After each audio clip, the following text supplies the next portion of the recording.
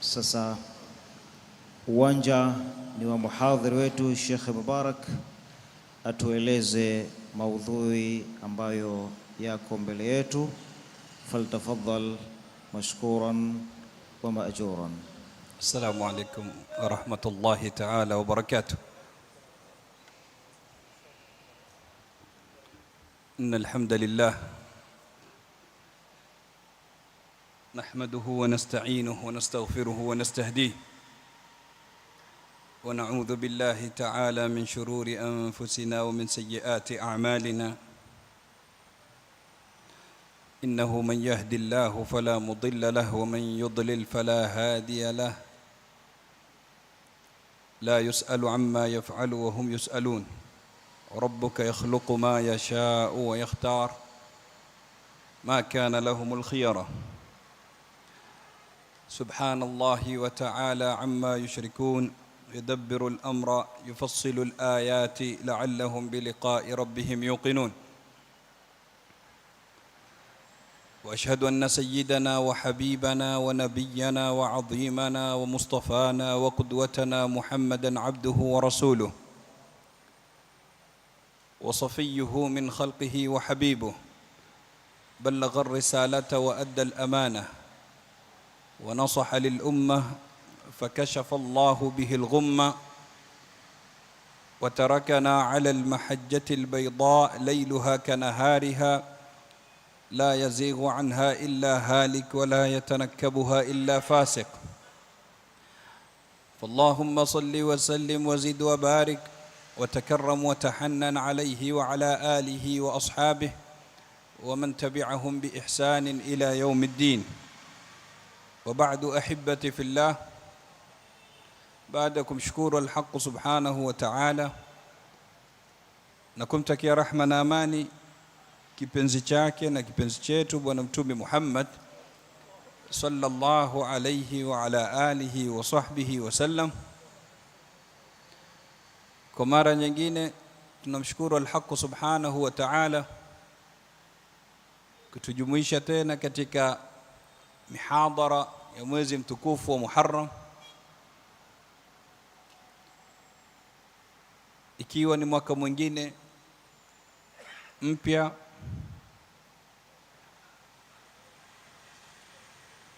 Baadhi tuliokuwa nao jana wakati kama huu, sehemu kama hii, hatuko nao leo, wametangulia mbele za haki, na hatujui ukifika mwakani nani kati yetu atakuwa yupo bado, nani atakuwa ametangulia.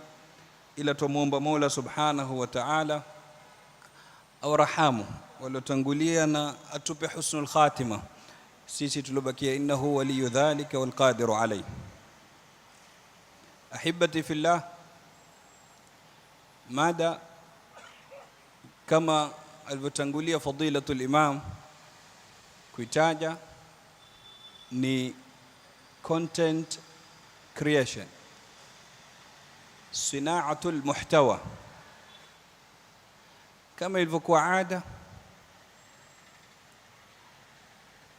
tunatazama jamii na yale ambayo kwamba yanaendelea katika mujtama na mambo yanayoshughulisha umma zaidi, kisha kujaribu kuyaweka katika mizani ya sharia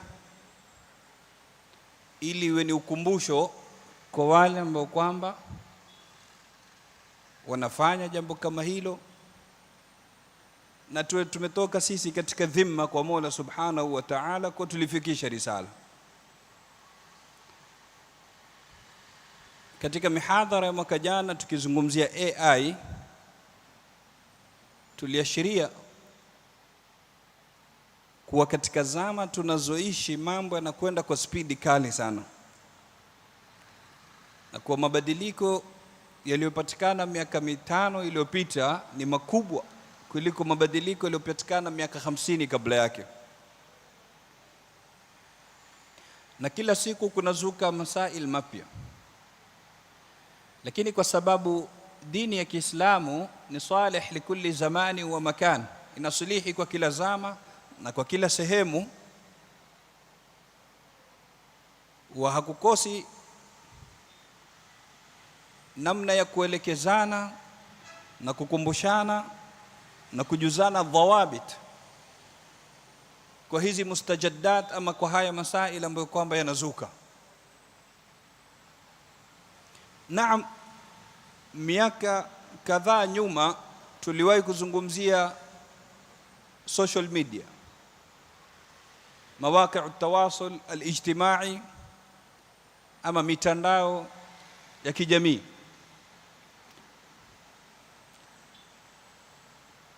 Lakini kwa sababu kama tulivyoashiria mambo yanakwenda kwa spidi kali sana na social media ni pana, tukaona kuna haja katika mihadhara mwaka huu tuwe na inwani kama hii ya content creation, sinaatul muhtawa ar-raqami. Kwa nini? Kwa sababu idadi ya sanii al-muhtawa, content creators, imekuwa kubwa na inazidi kila leo. Leo tukizungumzia kwa mustawa wa ulimwengu, wanasema hawapungui milioni 300 watu ambao kwamba wanafanya jambo kama hilo, na halikubaki katika nchi za kando, bali lipo mpaka katika jamii zetu na katika majumba yetu, kwa vijana wetu na kwa banati zetu, ambao kwamba wengine wanafanya jambo kama hilo. Mwanzo kabisa, taarif, nini maana ya sinaatul muhtawa ama content creation? Taban tukizungumzia ku create content ni mlango mpana sana, ambao kwamba sisi tunahitajia janib moja tu ambayo kwamba ni digital content creation, sinaatul muhtawa ar-raqami, ambayo kwamba inafungamana na mitandao ya kijamii. Kwa hivyo tunaweza kuiarifisha kwa kusema ni mkusanyiko wa afkar na ubunifu katika kuweza kufikisha risala kwa jamhuri ambayo kwamba inakufuatilia, ima kwa kupitia clip ya video, ama kwa kupitia sauti, ama kwa kupitia picha, ama hata kwa kupitia maneno. Zote hizo zinaingia chini ya content creation. Sasa ukiangalia katika mitandao ya kijamii, kuna watu ambao kwamba ni mutabiin, wao ni wenye kufuatilia tu. Kwa hivyo tatazama cha zaidi, pengine ata like, akifanya kikubwa zaidi ata share, akifanya ziada ata comment, lakini si wa kuweka ile content. Yeye ni wa kufuatilia wale wanaoweka. Hapa tunawazungumzia ni wale wanaoweka na kile ambacho kwamba kinawekwa. Na hawa kama tulivyotangulia kutaja, wapo milioni, zaidi ya milioni 300 katika ulimwengu. Amerika peke yake wako milioni 162. Brazil peke yake wako milioni 106, katika nchi zinazoongoza kwa wingi wa watu ambao kwamba wana create content. Na kwa sababu swala kama hili limeleta taathiri kubwa katika jamii, mpaka wale ambao kwamba wanafanya kazi hiyo wakajulikana kama muathirun, influencers, kwa sababu ya taathiri ambayo kwamba wanaisababisha katika jamii na wai ambayo kwamba wanaileta haswa kwa fia ya shabab, kwa kikundi cha mabarobaro, kwa sababu yanayowekwa katika mitandao asilimia kubwa ni yale ambayo kwamba yanakhalifiana na sharia na yanakwenda kinyume na maadili. Ikawa hakuna budi leo kuja kukumbushana dhawabit za sheria katika swala hili, hukumu yake katika sharia, masaili ambayo kwamba yanafungamana na mwenye kuweka na yale ambayo kwamba yanafungamana na mwenye kupokea, lakini na vile vile jukumu la kila mmoja kati yetu, sawa awe ni kiongozi ama ni mzazi ama ni imamu, ni shekhe, kiongozi wa kidini, katika swala kama hili. Tukianza na hukumu ya kisheria, qaida ya kifikihi inatuambia al-aslu fil ashiya'i al-ibaha ma lam yarid dalilun ala at-tahrim. Asli katika vitu ni kuwa ni mubah, ni halali, yafaa kufanya maadamu hakuja dalili ya kuliharamisha. Kwa hivyo maadamu hatuna dalili ya kuharamisha content creation kwa jumla, tutasema swala kama hili asli ndani yake ni nini? Ni mubah. Linaweza kufika katika daraja ya hurma, ya uharamu, kutokamana na mambo yanayokuja kwa juu, lakini asli ni mubah. Kwa sababu tukiharamisha moja kwa moja, kuna mingi mazuri ya manfaa, ya elimu, ya tawia ambayo kwamba yanapatikana katika mitandao kutokamana na kwa baadhi, ingawa ni chache, ya hao content creators. Kwa hivyo asli ni kuwa ni mubah, lakini lina dawabit, lina mipaka ya kisheria ambayo kwamba linafaa kuwekewa, na mipaka hii inagawanyika kwa kugawanyika hivi vikundi viwili: kuna mwenye kuweka na kuna mwenye kufuatilia. Kwa huyo ambaye kwamba ni mwenye kuweka, kitu cha kwanza ambacho kwamba takikana jipambe nacho ni as-sidq wal amana, ukweli na uaminifu. Na hizi ni sifa mbili ambazo kwamba alisifika nazo Rasulullah sallallahu alayhi wasallam hata kabla ya kutumilizwa. Makureishi walikuwa wakimuita as-sadiqul amin, mkweli mwaminifu. Na ndio jambo kubwa ambalo kwamba limekosekana katika content creation, kwa sababu hadaf katika ku create content si kufikisha maaluma kwa watu, sio kufikisha information kwa jamhuri, la. Hadaf katika ku create content ni kutafuta shuhra, fame, na kutafuta mali. Hizi ndo hadaf kubwa. Sasa maadamu hizi ndo hadaf, wana kitu wanasema alghayatu tubarriru alwasila, lile lengo linabaririsha hii wasila. Kwa maana maadamu mimi lengo langu ni kufikia kujulikana, lengo langu ni kufikia kupata mali, si muhimu ni njia gani itakayonifikisha huko, mimi muhimu nifike katika lengo. Kwa hivyo kama nitasema uongo, nitavunja maadili, nitakwenda kinyume na akida, nitakwenda kinyume na akhlaqi, vovote vile, lakini lengo langu niwe nitalipata. Una hatari Sasa yule ambaye kwamba anaingia katika ile mitandao, kitu cha kwanza atakakuwa nani? Atakuwa mashuhuri au influencer katika jamii, ajulikane. Hilo utalipata vipi? Utalipata kwa kupitia al-kam, si kwa kupitia al-kayf.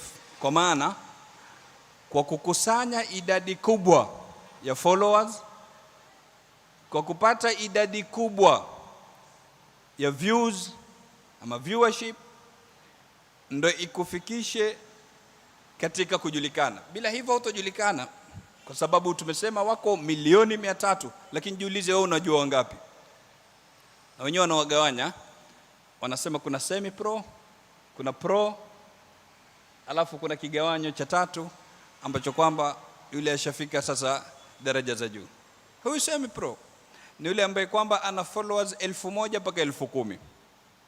Alafu pro huyu ana 10,000 mpaka 100,000. Kisha wale vichwa sasa ni kutoka 100,000 kwenda milioni, na umegawanywa kwa namna hiyo. Sasa kila mmoja anaangalia namna gani mimi nitaweza kukusanya followers wengi.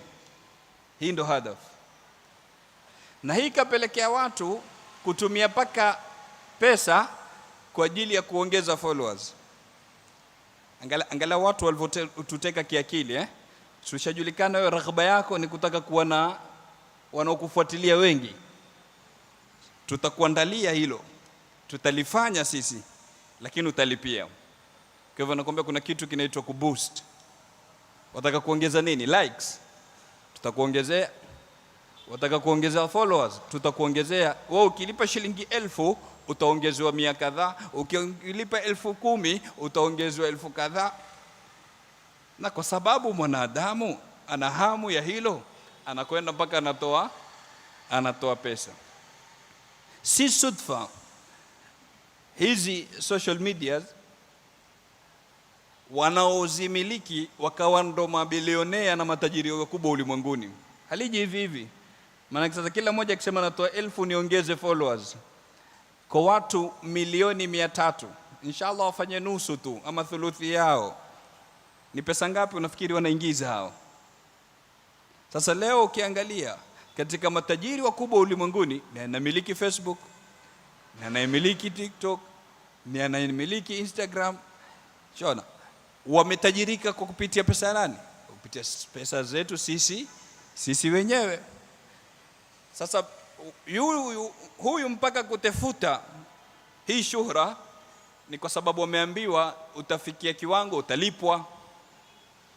Kuna kitu anakiita monetization, yani utafikia sehemu utaweza kulipwa na mitandao kama hii.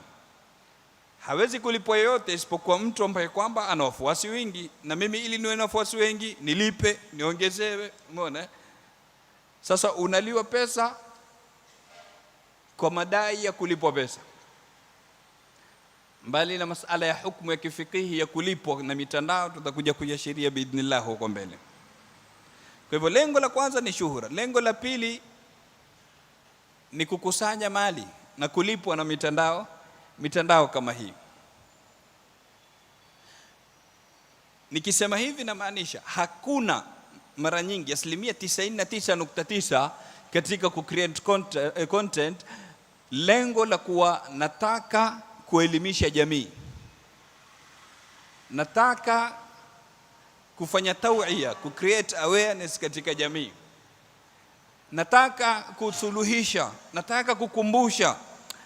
Ni wachache sana ambao kwamba wanakuwa na malengo kama hayo.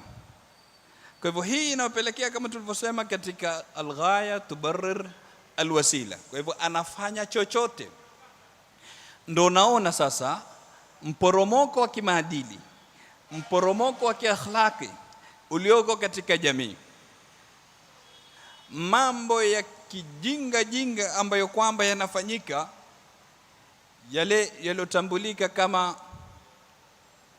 sinaatu tafaha. Tumefikishwa hapo sinaatu at-tafaha, kutengezwa ujinga. Pengine mtu atashtuka, hivi ujinga ama upuuzi watengezwa vizuri sana, na wapangiliwa katika meza, na kunawekwa plans na strategies, na utafikishiwa na utaingia mzima. Na hili jambo halikushughulisha tu ulimwengu wa Kiislamu, hili limeshughulisha dunia nzima. Yani leo hata wanafalsafa wa kimagharibi wanajadili swala la sanaatu tafaha. Yani akitoka msomi wa kutoka pande za Canada, Alain Donald, akatunga kitabu kizima, nidhamu tafaha, nidhamu ya upuzi, kitabu kizima, na akaeleza namna gani watu wameingizwa katika nidhamu hii katika majalati zote. Kwenye siasa ipo, kwenye sanaa ipo, kwenye tamthilia ipo, kwenye dini ipo kila upande. Yani watu wakafanywa ni wajinga, wakaingizwa katika nidhamu al-qati'. Twende sisi na kipote kinapoelekea, hata kujua chaelekea wapi, lakini sisi tuko nyuma yao.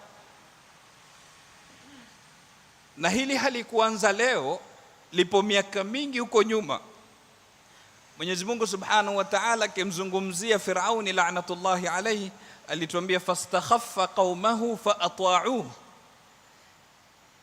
Firauni aliwafanyia istikhfaf watu wake, kwa maana akazifanya zile akili zao ni hafifu, akawaeka katika hala ya ujinga. Kilichofuatilia nini? Faata'uhu, wakamtii. Kama si ile istighfaf wasingemtii. Iweje leo wewe mwanadamu mwenzako utamwabudu kwa kuwa amekwambia ana rabbukumul a'la, ma alimtu lakum min ilahin ghairi, mimi ndo mola wenu wa juu, hakuna mola mwingine isipokuwa mimi. Mwanadamu mwenzako ambaye kwamba apatwa na ahwali zile zinazokupata wewe. Sasa mpaka kuja kukubali kuwa ni Mungu wako, ina maana umefanywa nini? Istighfaf. Ndipo pale baadhi ya wasomi wakatuambia tumefika katika zama ambazo kwamba ukiambiwa 2 ongeza 2 ni 5 utakubali. Kihisabu ya asili haikubali 2 ongeza 2 kuwa ni 5, lakini kiwango cha istighfaf ambayo kwamba unafikishwa ndani yake na thika inayojengwa kwa yule ambaye kwamba anakufanyia istighfaf, unayachukua mazima yake kana kwamba ni wahi. Chochote utakachoambiwa utachukua. Yale aliyosema Mwenyezi Mungu Subhanahu wa Ta'ala, wa in yaqulu tasma' li qawlihim, akizungumzia wanafiki, wakisema utasikia maneno yao. Leo ni wangapi katika vijana wetu ambao kwamba chochote kinachosemwa na influencer anayefuata anakichukua kizimazima? Tumefika katika marhala hiyo. Wa in yaqulu tasma' liqawlihim. Hii haikuja sudfa ndugu zangu, hili ni jambo limepangwa. Tumesema katika zama zile za Firauni lilikuwa, lakini lilikuwa kwa namna yake tofauti na zama zetu, yani linabadilika kwa kila zama. Sasa kwa sababu zama zetu ni zama za teknolojia, istighfaf ikaja ikapatikana katika upande wa social media. Kabla yetu ilipatikana kwa kupitia masanaa, ilipatikana kwa kupitia michezo, watu wakashughulishwa sana na mchezo. Pengine utajiuliza, nani huyu ambaye kwamba anawafanyia watu istighfaf na kwa malengo gani? Anayewafanyia watu istighfaf ni yule ambaye kwamba ana ajenda zake katika huu ulimwengu, anataka kuzitimiza. Lakini kwa sababu mimi na wewe tukiamka tutakuwa ni pingamizi ya yeye kulitimiza lile, anaona tufanye nini? Istighfaf. Kwa hivyo shughulishwa, wewe shughulishwa na mpira, shughulishwa sijui na nyimbo, shughulishwa na hiki na kile. Sisi tuendelee kutimiza ajenda zetu. Na amebainisha huyu Alan Dono kwa jina lingine kama wanavyomuita, kuwa kuna mashirika ya kirasilimali ambayo kwamba yanachangia sana swala kama hili. Yani leo ukisikia kuna watu wanalipwa kwa kupitia ku create content, unashangaa pesa yote hii inatoka wapi? Yani mizania ya pesa ambayo kwamba wanapata content creators, utashangaa ukisikia bilioni $310. Bilioni $310. Zote hizi zitatoka wapi? Na ana benefit nini mwenye kuzitoa hizi? Sasa njoo uangalie hawa ambao kwamba wanapata pesa kama hizo, ndio shtuke sana. Yani katika wanaongoza katika kupata hayo malipo ni yule bwana anajulikana kama Mr Beast. Anapokea kila mwaka $85. ukiziconvert kwa Kenya money takriban bilioni 11 hivi. Hebu niambie, kila mwaka mtu anapokea bilioni 11. Kwa lipi hasa? Je, kuna mchango mkubwa wa taaluma ambao kwamba anaukadimisha katika jamii? Ukiangalia kwa mambo ya kijinga na mambo ya tafaha. Kwa hivyo watu wanapokea mamilioni kwa mamilioni kwa sababu gani? Kutingisha matumbo. Kwa wale ambao kwamba wako kwenye mitandao ya kijamii, nafikiri washamuona yule Mturuki ambaye kwamba hutingisha tumbo lake. Mpaka maulama wanasema siku hizi kurush zaleta kurush. Matumbo yamekuwa yanaleta pesa sasa. Yaani mtu kwa sababu tu kulitingisha lile tumbo lake na kifua chake anapata mamilioni kwa mamilioni. Kwa sababu gani? Mutabaa ambao kwamba ameupata. Mwingine wal-iyadhu billah kwa sababu ya kutingisha makalio yake. Na mwingine anaingiza pesa. Yaani wewe unashangaa mtu anafikia paka kiwango cha kuitwa king of TikTok. Mfalme wa TikTok. Ujiuliza amfanya nini huyu mpaka kuitwa king? Hizi tumesema ni plans zimewekwa kwa ajili ya kupewa picha kubwa sisi ya wale watu, kwa ndo watu wa kufuatwa. Hawa ndo wanafaa kuwa role models wetu. Sasa ukiangalia unashangaa katika wanaongoza katika mutabaa, akwambia ni mtu anafanya haraka hiyo kurusha chumvi kwenye sijui nyama sijui chakula kama mkono ulipooza, haraka tu hivi. Ana mutabaa followers sijui mamilioni kwa mamilioni. Katika wanaongoza nadhani nambari 1 labda kwenye TikTok kama sijakosea ni yule wanamuita sijui Ghabi ama nani, nafikiri ni Ghabi. Kwa haraka ya hivi tu hata neno moja husikii kutoka kwake, hasemi.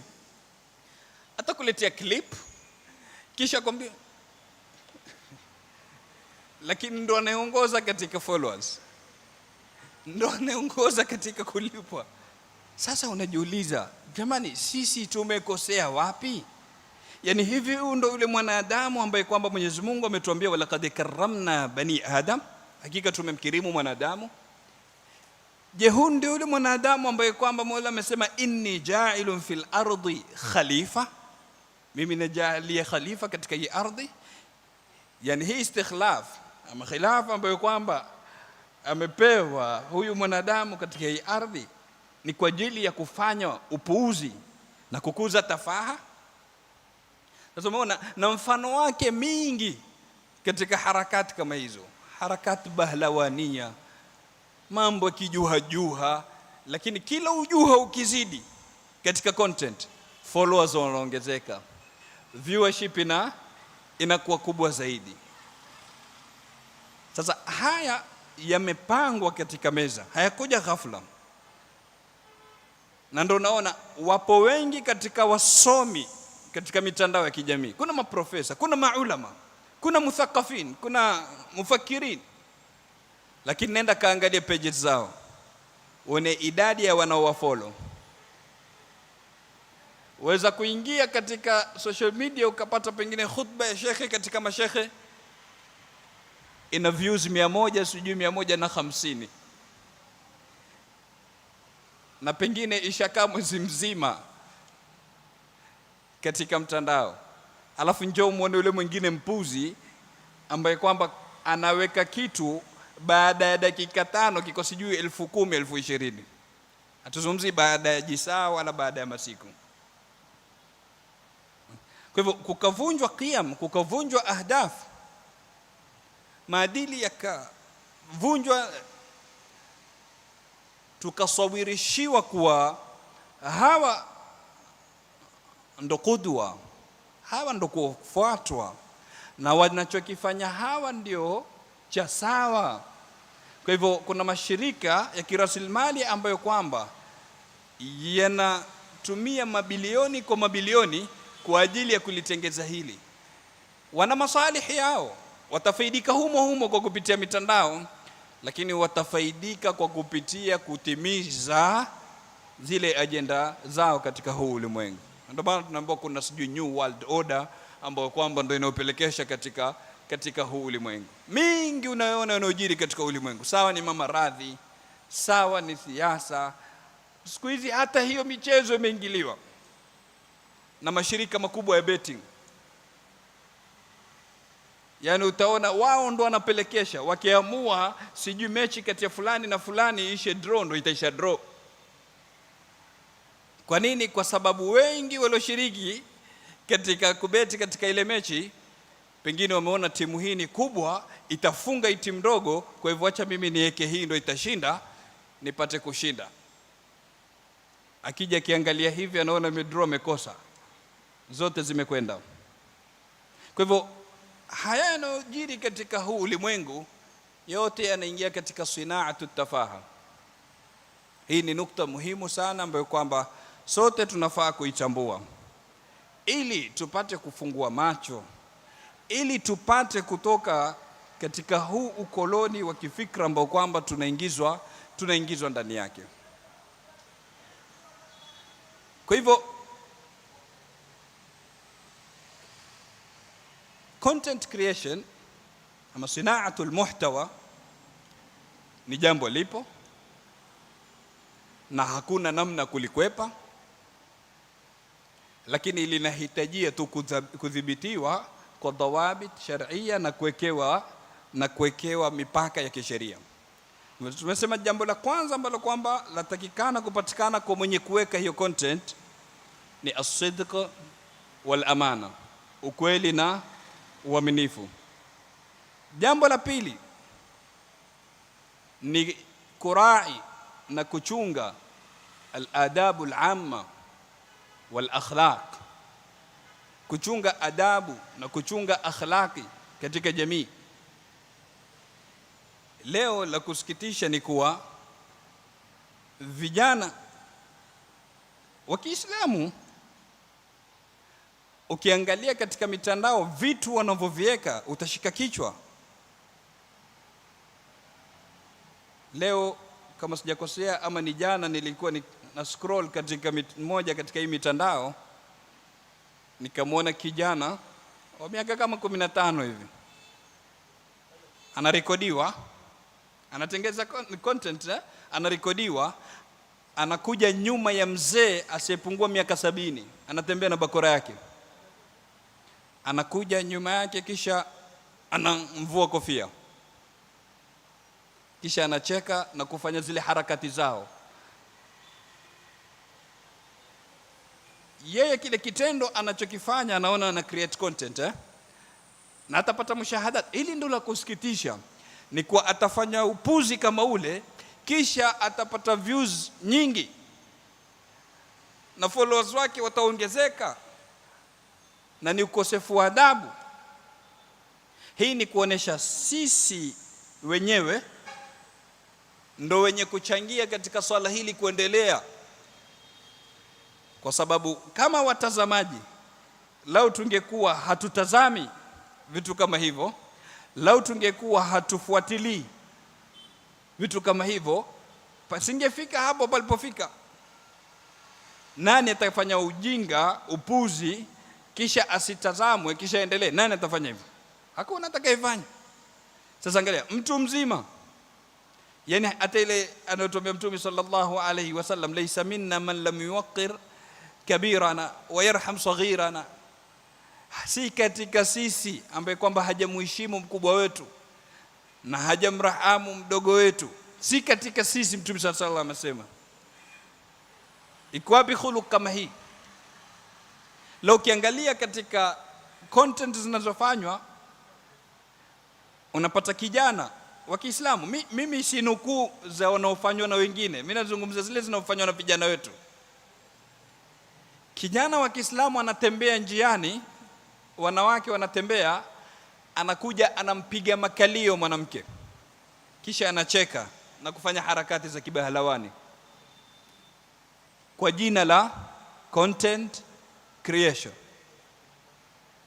Mwingine anakuja, mabinti za watu wamesimama wanatembea, anawahag kwa lazima kwa jina la content creation. Wengine wanafikia katika kiwango cha kuingiza maisha yao katika hatari. Nadhani tuliona miezi kadhaa iliyopita tukio lilotokea Nairobi. Kijana mdogo yuko katika highway, barabara, magari yanapita kwa kasi, anafanya hizo harakati zake, manyanga ikampiga kichwa, akaanguka hapo hapo. Sijui hali yake endelea vipi sasa, lakini kipindi kile alikuwa amepoteza fahamu kabisa na ubongo ulikuwa umevurugika, yani kama atakuwa ni wakuishi na ulemavu wa milele, kwa sababu tu ya kurekodi video, kwa sababu ya kupata followers, kwa sababu ya viewership. Sasa ukiangalia, huyo ni yule ambaye kwamba amepatwa na hiyo ajali. Lakini huu mtindo upo sana, vijana kucheza mabarabarani na malori na magari na tuktuk kwa hoja ya nini? Kucreate content. Ni wangapi wamekufa wakiwa wanajichukua selfie katika majumba marefu, mara mtu ameteleza, ameanguka, amemalizika? Idadi kubwa sana. Si kitambo tumeona katika mitandao yule kijana anaitwa Al-Qa'qa' Yemen, alikuwa akipanda katika lile shimo la volcano, mara ameteleza, ameanguka chini, amemalizika. Sasa tunafika katika kiwango cha kuhatarisha maisha yetu, tunafika katika kiwango cha kukhalifu maadili, tunafika katika kiwango cha kufanya zaa ya amni na istiqrar katika jamii. Yani kuna content ngapi leo zinazowekwa katika mitandao ya kijamii ambazo kwamba zinapelekea makabila mawili kupigana ama kutukanana ama kuleta uhasimu na kuleta chuki za kikabila na chuki za kimaeneo? Yapo, yamejaa katika mitandao. Usiende mbali, hii miezi kadhaa iliyopita kulipokuwa kumetokea vurugu pande za Ukambani huko, mpaka magari ya kwenda Garissa yakawa yanazuiwa na Wasomali wakawa wanapigwa katika mji wa Mwingi na miji mingine ya karibu. Hii ilisababishwa na nini? Content creator amerekodi video, akakosa hikma katika kujieleza, akairusha katika mtandao, ikasababisha makabila mawili kupigana, zilitoka roho. Kuna watu walikufa kadhaa, kuna watoto wadogo walichinjwa. Sawa, dhambi yao nini? Mwenyezi Mungu Subhanahu wa Ta'ala katika surat Ar-Rahman atuambia, Ar-Rahman allama al-Quran khalaqa al-insan, kisha akatuambia nukta muhimu sana, allamahu al-bayan, amemfundisha bayan. Yani katika mambo ambayo kwamba Mwenyezi Mungu amemkirimu nayo mwanadamu ni hii sifa ya bayan, kujua nini cha kusema na nini hakifai kusemwa, na kwa namna gani unafaa kufikisha, na wakati gani unafaa kukisema, na mbele ya nani unafaa kukisema. Sio yote anayo hiyo. Sasa huyu akasababisha makabila mawili yakaweza kupigana. Alhamdulillah, ule moto umezimika na uendelee kuzimika hivyo hivyo. Lakini ni athar salbia ngapi ambazo kwamba zinapatikana katika jamii? Sababu yake nini? Content creation. Sasa hizi ni dhawabit lazima zipatikane. Tumesema jambo la kwanza, kupatikana misdaqiya, sidq na amana, ukweli na uaminifu katika kunukuu.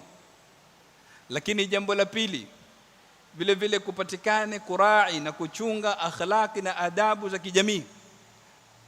Lakini vile vile nukta ya tatu, isipelekee katika kuleta zaa msukosuko katika jamii na kukosesha watu amani na kukosesha istiqrar. Ama huyu mutalaqi, huyu ambaye kwamba anapokea, tumesema zile ni kwa mwenye kucreate, mwenye kutengeza. Huyu ambaye kwamba anapokea awe atajipamba na sifa ya tathabbut, sifa ya tabayyun,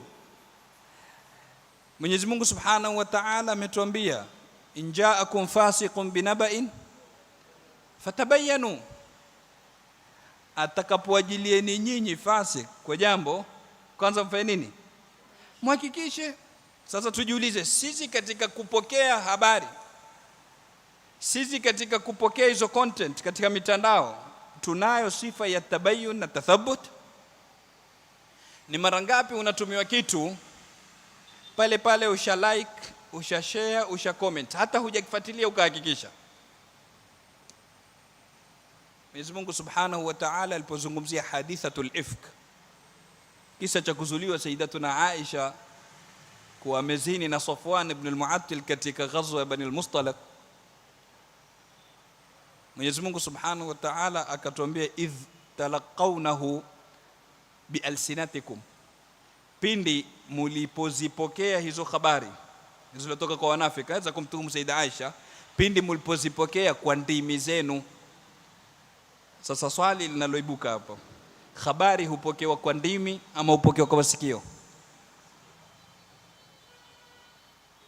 Habari hupokewa kwa masikio, lakini mbona Mola Subhanahu wa Ta'ala kusema idh talaqawnahu biadhanikum, mulipozipokea kwa masikio yenu, akatuambia kwa ndimi zenu? Maulama wanatuambia maana yake ni kwa hata hujalihakikisha, hujafanya tathabbut na tabayyun, wewe tayari ushalisema.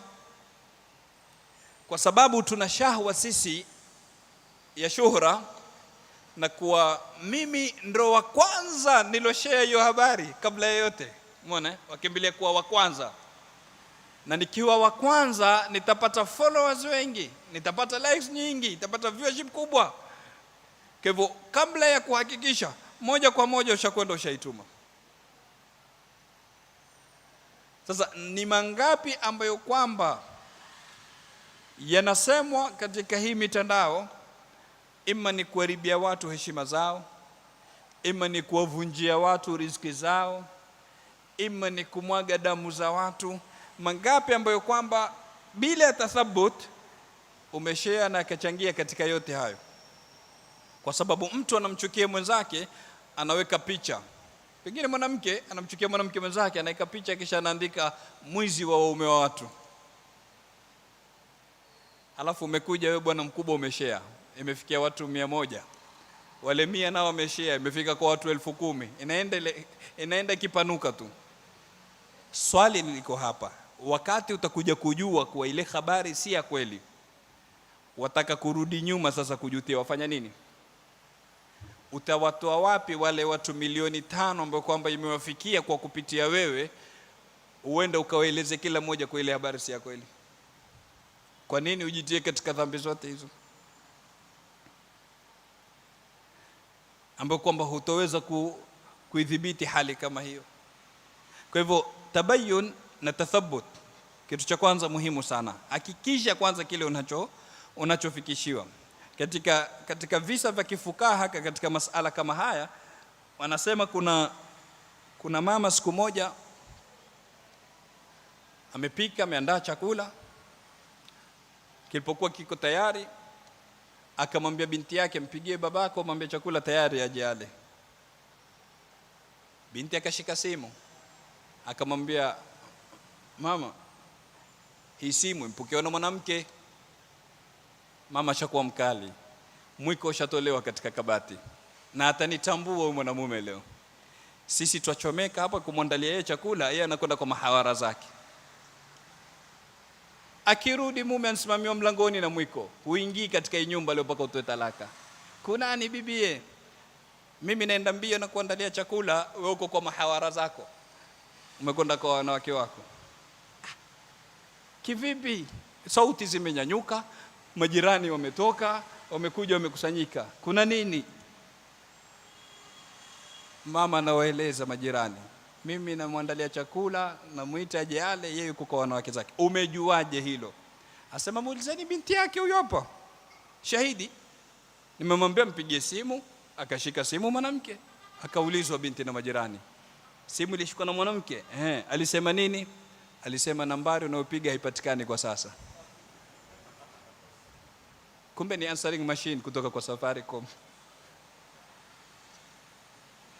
Yani lau angefanya tathabut, angekaa tu hivi dakika moja kisha akamuuliza tu ile binti, huyu mwanamke alopokea simu amesema nini ama amekwambia nini? Kisha binti akamwambia amesema hivi, angejua moja kwa moja ni answering machine, asingefanya fujo lote hilo. Lakini kwa sababu hajafanya tathabut, moja kwa moja amekwenda amezusha, amefanya fujo, atakapaka kuvunja nyumba yake kwa sababu ya kukosa tathabut. Kwa hivyo jambo la kwanza hilo muhimu sana. Si kila chochote ambacho kwamba utakiona katika mitandao, katika content ukichukua kizima kizima. Jambo la pili, wakati wako ni ghali kuliko dhahabu. Sasa usiupoteze huu wakati katika vitu ambavyo kwamba ni tafi. Leo mtu anaweza kuwa mzito wa kukaa na kitabu dakika 5 kusoma, lakini wallahi anaweza kukaa masaa katika mitandao akawa na scroll akiscroll. Unaona? Ndio yule Alan Dono akasema, sasa hizi zama tuliko ndani yake, jamani, vitabu vitupeni kando, havina tena nafasi, havina tena thamani. Hii ni asri ya tafaha. Sasa unakaa mtu ana scroll, na yaret angekuwa pale anatazama mambo ya kuelimisha, anatazama mambo ya kumfaidisha, ima katika dini yake, ima katika ilmu yoyote ile. Lakini ima ni comedy, vichekesho, ama tarfih, kujipumbaza, ama ni nyimbo, yani ni upuzi juu ya upuzi unaomshughulisha pale. Na la kusikitisha zaidi, akifika tu katika klipu ambayo kwamba anajua hii ni ya Qur'ani, kwa muundo tu wa Sheikh alivovaa na alivokaa, ajua tu ni Abdul Basit Abdul Samad yasoma Qur'ani, ile pitishwa haraka papa. Mbona yeye umepitisha haraka? Akwambia, sikiza hujja, haifai kuikata aya katikati. Sasa kabla anze, wacha mimi ni scroll. Na kwa nini uikate aya katikati? Usikilize mwanzo mpaka mwisho. Yani mbona zile zingine unazisikiliza, lakini hii unaipitisha mbio? Akienda hivi, akiona clip inayokuja ni Ustadh Badru, nasema hapa tutakumbushwa mauti, wacha nipite mbio. Umeona? Sasa zile za kumjenga kiakhira, hataki, anakwenda mbio, anakwenda mbio. Hii ni mizani, kila mmoja jipime nayo. Wewe jiangalie tu wakati unapotumia ile mitandao, unaposcroll. Ukijiona wakati wa Qur'ani unapita mbio hivyo, jiite meeting wenyewe anasema, kana nafsi yako. Ukiona wakati wa mauidha wewe unapita mbio, lakini kule kwingine unakaa unasikiliza mwanzo mpaka mwisho, kana nafsi yako. Ujifanyie hisabu na mapema. Umeona? Sasa hii ni nukta nyingine. Wakati wako ni dhahabu. Usikubali ule wakati ukawa unapotea hivi hivi. Kwa maana jipimie, angalia kiwango ambacho kwamba utaweza kutumia wakati, kiwango, ujipangie wakati kwa kiwango katika siku ya kutumia mitandao ya kijamii, isiwe kupotezea wakati wako. Lakini wakati unatumia, angalia nani unamfollow, angalia nani unamfuata, nani unasikiza muhtawa ama content yake. Kama tulivyoashiria kwa sisi ndio tunaopa nguvu huu munkar kwa kushughulikia, kwa kuentertain, kwa kupa kipaumbele. Saidina Umar alikuwa akisema, amitul batila bisukuti an,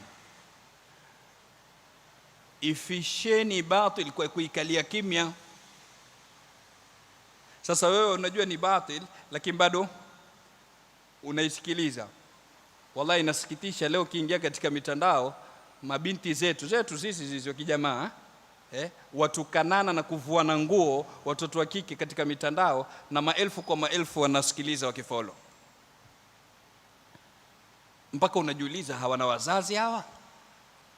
Hawana ndugu wa kuwadhibiti? Hakuna watu katika familia ambao kwamba wanaweza kulikomesha hili? Sasa yule akishaingia kwa mfano kwenye live yake anaanza kumtukana mwenzake, na nyinyi mmekwenda pale 1000 sijui 100 ngapi mnamsikiliza, ataendelea. Lakini kama ingekuwa kila mmoja amekata, hakuna kuingia, hakuna namna vile angeendeleza. Lakini kwa sababu sisi ni watu tunapenda, wenyewe wanasema 411, tunapenda, kwa lugha nyingine wanaita mshene, BBC. Sheikh Salim anasema BBC. Napenda zile aibu za watu kuzisikia na zienee. Ndio maana tunaingia wazima katika kuyafuatilia. Mwenyezi Mungu Subhanahu wa Ta'ala atuambia, innal ladhina yuhibbuna an tashi'a al-fahisha fil ladhina amanu lahum adhabun alim. Hakika wale ambao kwamba wanapenda kuenee uchafu kwa walioamini wana adhabu kali.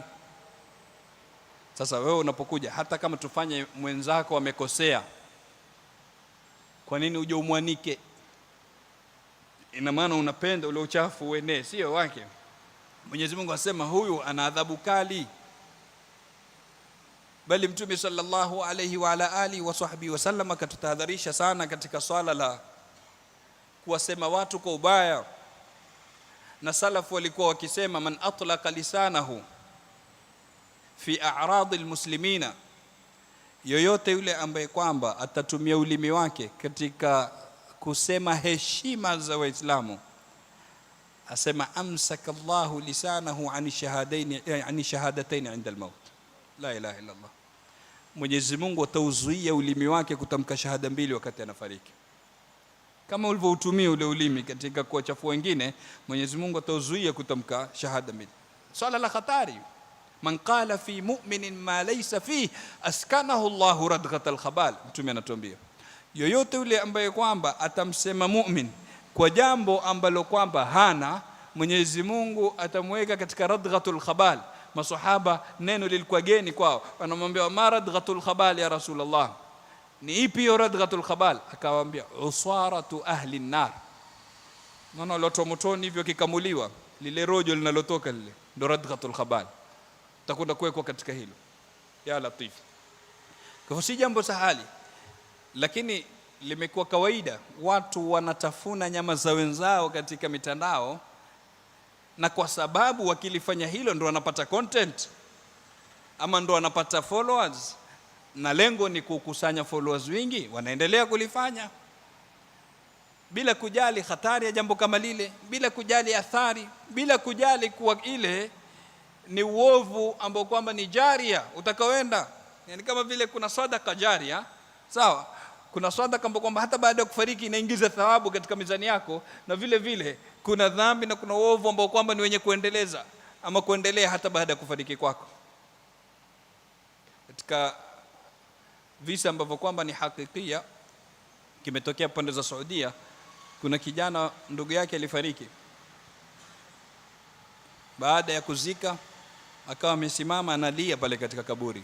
Kuna bwana akamjia, akamwambia, nini kinachokuliza? Akamwambia, hanilizi huyu bwana ambaye kwamba tumemzika ndugu yangu. Taib, ni nini? Akamwambia, kinachoniliza ni hii. Akamuonesha simu ya yule ndugu yake walomzika.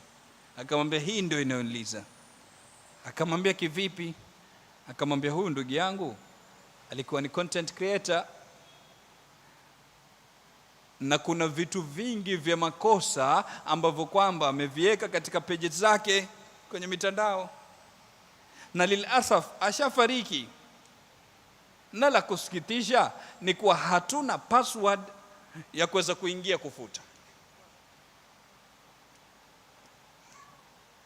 Hatuna password sisi tukaweza tukaingia tukafuta. Ina maana zitabaki pale pale, watu wataendelea kuona, na kila watu wakiona dhambi inaingia katika nini? Katika akaunti yake. Hilo ndo linaloliliza. Sasa kabla tufikie huko, kila mmoja akae na nafsi yake, ajiulize kile anachokiweka katika content kwenye mitandao ni cha sawa, akibakishe. Ajua hichi kitaendelea kuniingizia thawabu, akiache. Ajua hichi kitaendelea kuniingizia dhambi, achana nacho. Umeona? Kwa hivyo hilo limefikia mpaka kumliza. Swali ni kuwa na sisi kabla kuliliwa na wengine, tuko tayari kwanza tulie sisi wenyewe kuzililia nafsi zetu kwa kuleta tauba na kubadilika katika hiyo hali. Mtume sallallahu alaihi wasallam alipozungumzia zama za mwisho alituambia kutakuwa na sanawatun khadda'at. Ndio lafdhi aliyotumia Mtume. Kutakuwa na miaka ambayo kwamba ni yenye kuhadaa. Yusaddaqu fiha al-kadhib wa yukadhabu fiha as-sadiq wa yu'tamanu fiha al-kha'in wa yukhawwanu fiha al-amin. Asema Mtume sallallahu alaihi wasallam, katika zama hizo zenye kuhadaa, yule mkweli atakadhibishwa na muongo atasadikishwa, na yule muaminifu ataitwa khain na khain atageuka kuwa muaminifu. Yani kwa maana mambo yatakuwa kichwa chini miguu juu, mambo yatakuwa rasan ala aqib, ama inqalabatil umuru rasan ala aqib, tageuka kinyume, mambo yatakwenda kinyume kabisa. Kisha akatuambia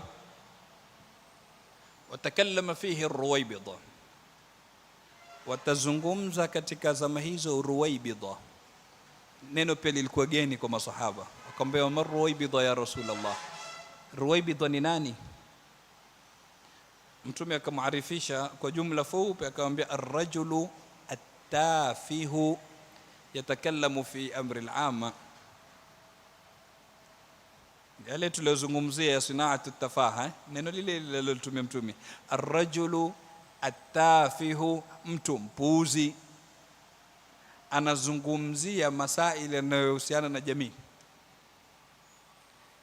Leo ni wangapi katika hao wanajiita content creators wanatopaka fatwa katika mitandao, na hana khalfia ya kusoma sheria, na anasema ni makosa, lakini kwa sababu ni uwanja ambao kwamba kila mmoja anaweza kucheza ndani yake, na ni bahari kila mmoja anaweza kuogelea ndani yake, na anakuambia hii ni platform yangu na nina hurriyatu ta'bir, nina uhuru wa kujieleza, freedom of speech. Kwa hivyo acha mimi nitumie uhuru wangu. Uhuru wako unaisha unapofika katika uhuru wa mwenzako. Sasa kefi unapofika katika uhuru wa Mola wako? Naam, unao uhuru wa kujieleza, lakini pale utakapofikia katika kwenda kumchafua mwenzako, kwenda kuvunja heshima yake, Mtume sallallahu alaihi wasallam katika khutbatul wadaa ametuambia inna dima'akum wa amwalakum wa a'radakum alaykum haram, mali yenu, damu zenu, heshima zenu ni haramu juu yenu. Sasa Mtume sallallahu alaihi wasallam akwambia ni haramu kuingilia heshima ya mwenzako, wewe unaingia mzima. Lakini ruwaybida, Mtume sallallahu alaihi wasallam shabashiria ar-rajulu tafih, mtu mpuuzi, yatakallamu fi amri ama fi umuri al-am.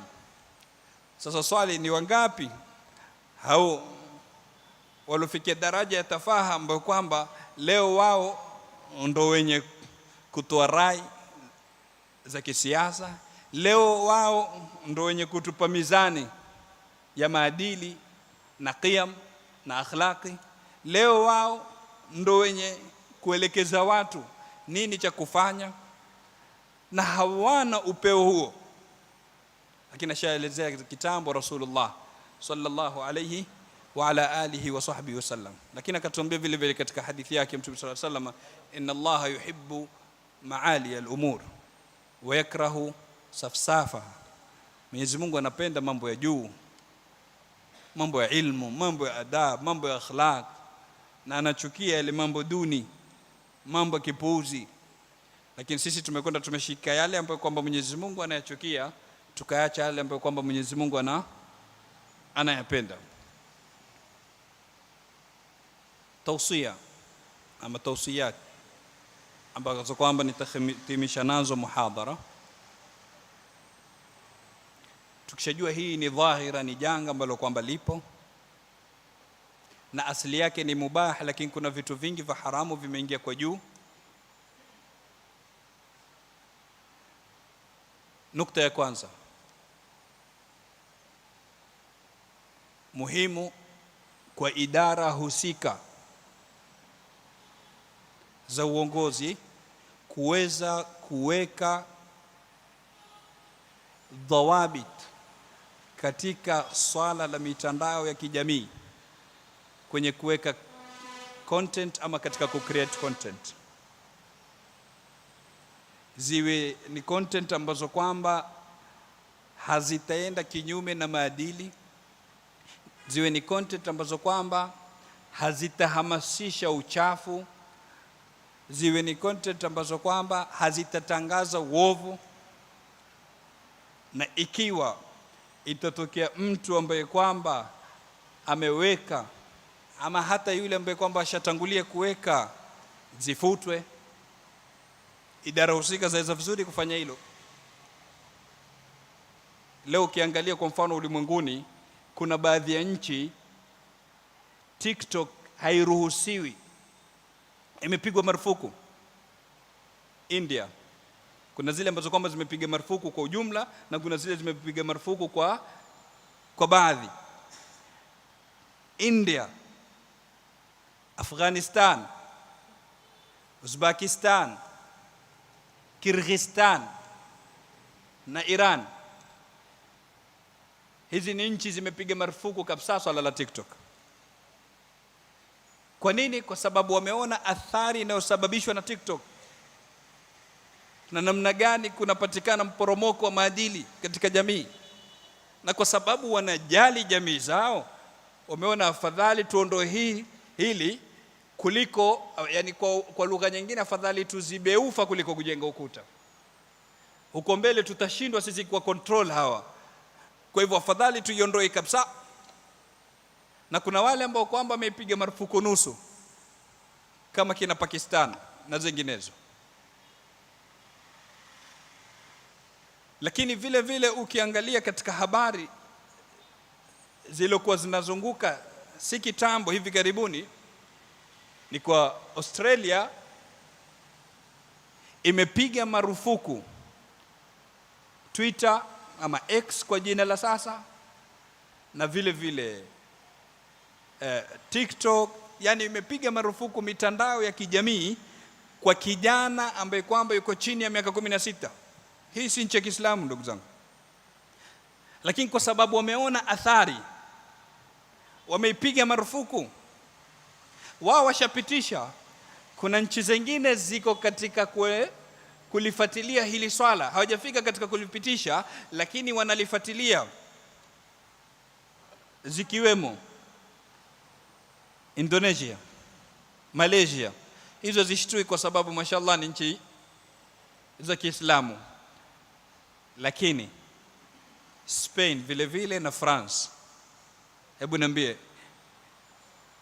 mpaka nchi za Europe tayari zishatahamali kwa hili jambo lina hatari, haswa kwa hii generation inayokulia, wanafuatilia namna kuipiga marufuku. Na huku kwetu bara la Afrika kuna nchi mbili zinaendelea kufuatilia, Gabon na Rwanda. Kwa nini na sisi tusiingie, madamu tumeona athari mbaya iliyosababishwa na mtandao kama huu katika jamii, na kupoteza watu na kueneza uchafu, lipigwe marufuku? Kwa hivyo jambo la kwanza ni kwa idara husika lidhibiti hii mitandao ama hizi content zinazowekwa katika mitandao. Jambo la pili, kuna haja ya create awareness kwa jamii, kuweza kuwajuza hizi khutwa ambazo kwamba zinatumika katika kuwafanyia istighfafu watu, haswa hii generation inayokulia, wajuzwe nani wa kumfanya qudwa na role model, wajuzwe hatari ya tafaha ambayo kwamba inatengezwa na inasponsiwa na mashirika makubwa ya kirasilimali ulimwenguni. Lazima tufunguliwe macho. Bila hivyo watu wataingia katika siasatul qati' kama tulivyosema, kundi linakwenda na sisi tunakwenda nyuma yao, na sisi tuko katika zama ambazo kwamba tumewekewa pazia katika macho yetu, yamezibwa kabisa, hatuoni behind the scenes, yanayojiri nyuma ya pazia hatuyaoni. Kwa hivyo tunahitaji ile pazia inyanyuliwe. Itanyanyuliwa vipi? Kupatikane mufakirun, kupatikane watu ambao kwamba ni wenye kusoma wake, waweze kufanya seminars, waweze kufanya daurat, na watanabahishe jamii, watanabahishe vijana, watanabahishe umma kutokana na hatari ya jambo kama hili. Mola Subhanahu wa Ta'ala katika Al-Qur'an Al-Karim atuambia, fakashafna anka ghita'ak fabasaruka al-yawma hadid. Tukaondoa ile ghita, ile pazia, kile kizuizi kilichokuwa katika macho yako, fabasaruka al-yawma hadid. Maulama wanatuambia maana yake, yani tara al-umura ala haqiqatiha, yanaona mambo kwa hakika yake, picha yake asili. Ina maana sisi tumevalishwa miwani ambazo kwamba zinatuonesha mambo kwa picha tofauti. Yani leo unapoacha qudwa ya Rasul sallallahu alaihi wasallama, unapoacha qudwa ya sahaba, ya ulama, ukaenda ukawafanya qudwa wako ni mainfluencer, ukafanya qudwa wako ni matafi walioko katika mitandao ya kijamii, ina maana wewe umezibwa macho. Sasa litatatuka vipi? Lazima kuwe na tawia hapa, to create awareness, kufanywe daurat, kufanywe vipindi, kufanywe durus na mihadhara kama hii, ili watu wapate kuona mambo kwa uhakika wake. Lakini vile vile ikiwezekana katika baramiji zetu za madaris kuweze kuwekwa somo la kuzungumzia fiqhul i'lam, kwa sababu hatuna budi, tuko katika ulimwengu wa teknolojia, tuko katika ulimwengu wa mitandao ya kijamii, tuko katika ulimwengu wa AI ambao kwamba ni janga kubwa na balaa kubwa zaidi. Kuna haja vijana wakisomeshwa wasomeshwe na janib hii vile vile, kwa vipi wewe utaamiliana na mitandao ya kijamii, bali na i'lam kwa jumla, media yote, hata ile main, sio mitandao peke yake. Ni wangapi wamevunja majumba yao kwa sababu ya misalsal ya Kituruki wanayoitazama? Ni wangapi wameteta kwa sababu akhlaki ngapi ambazo kwamba zimeporomoka kwa sababu ya kipindi kutoka Korea? Kuna grupu tu la waimbaji. Watoto wetu leo wataka kuvaa kama wao, wazungumze wanavyozungumza wao, wanyoe wanavyonyoa wao. Yani imefika kiwango mpaka ukimwangalia yule mtoto sura, hata kabla kuzungumza naye unajua huyu anafuatilia ile grupu.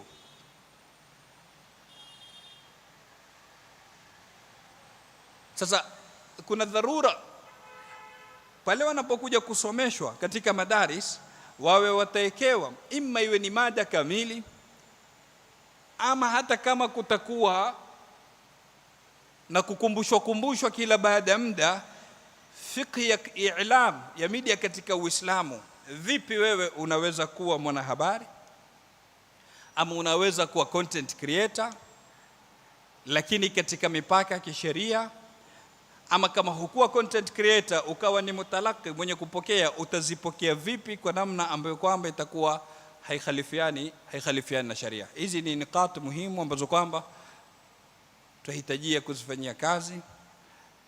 Namalizia kwa kusema hili ni jambo ambalo kwamba halina budi liko, tunaishi nalo, na tuna ndugu zetu wengi ambao kwamba wako ndani yake. Tuamiliane nao kwa lutfu, tuwakumbushe kwa wako katika makosa na watoke ndani yake kabla ya kujutia wakati wataondoka katika haya maisha. Na sisi hatuna password zao tukaweza kufuta, lakini na sisi wenyewe tukate kufuatilia upuzi, ndio tusiweze kuupa nguvu. Lakini vile vile tuhimize zile content ambazo kwamba ni nzuri, za kuelimisha, za kueneza maadili. Pale tutakapokuwa tunawapa support wenye kuzifanya hizi nzuri na tukazieneza na tukahimiza na wengine kuzifuatilia, itaondoa nafasi ya yale mabaya. Mtume sallallahu alaihi wasallam anatuambia, man raa minkum munkaran falyughayyirhu, atakayeona munkar akosema auondoe au badilishe, hakusema falyamhu.